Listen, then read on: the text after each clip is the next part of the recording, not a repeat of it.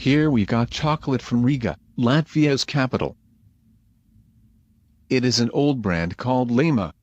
It exists since 1870. This chocolate bar has the name Black Balsam, Currant.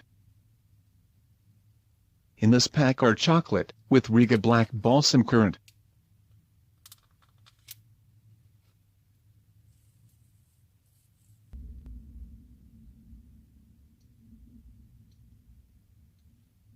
Okay, let us open this pack and have a look inside.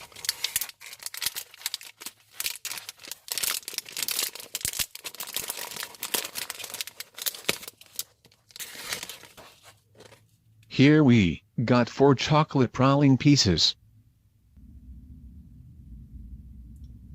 One of them is extra wrapped. Let us try the chocolate that's wrapped in golden paper.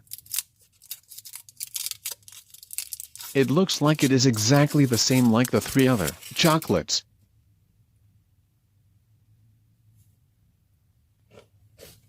Inside there is a black currant fluid.